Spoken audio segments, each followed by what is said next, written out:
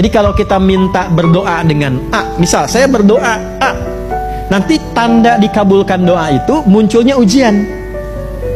Ya, itu tandanya Allah ingin mengabulkan doa Anda.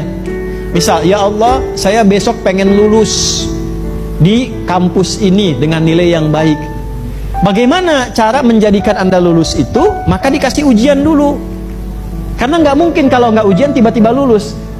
Ya, bagaimana menguji indikator, ya, ukuran keberhasilan lulus Anda itu apa? Kalau nggak ada ujian kan nggak mungkin. Maka Anda diuji dulu, dengan ujian itu Anda belajar kan? Maka ketika Anda lulus ujian, Anda mendapatkan kemampuan baru yang layak digunakan untuk menjawab doa Anda. Sehingga Anda nggak disoal, kok dia bisa lulus ya, padahal nggak ujian. Kan? Tapi ketika Anda misalnya ujian, Anda untuk menghadapi ujian itu belajar, Anda menyiapkan diri, begitu lulus di wisuda jadi yang terbaik, orang kemudian mengapresiasi Anda. Pantas belajarnya juga begitu, rajin emang, lulus ujiannya seperti itu.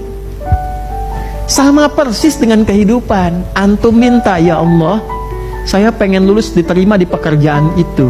Tandanya bagaimana? Anda diuji. Berangkat jalan, di jalan kadang-kadang kejebak macet, gitu kan? Tiba-tiba mapnya hilang gitu. Diuji dulu. Kadang-kadang kita baru sadar ketika di tujuan. Oh, ternyata kesiapan ini melatih kesabaran kita ketika wawancara. Lebih tenang. Nah, itu yang ilmunya itu perlu kita pelajari dulu. Di Al-Quran itu jelas semua itu.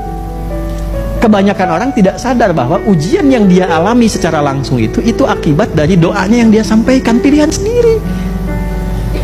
Jadi kalau yang mengalami Anda demikian, itu akibat doa yang dimintakan. Saya pengen ini, Allah kasih. Karena nggak mungkin diuji kalau kita tidak membutuhkannya. Tapi rahmannya Allah karena punya kasih sayang tanpa batas, diujinya sesuai kemampuan. Yang kalau tidak mampu, nggak mungkin diuji. La yukallifullahu nafsan illa. Ya, mesti paham. Kalau nggak paham itu nanti keluhannya banyak. Ya Allah, kenapa aku yang harus mengalami ini?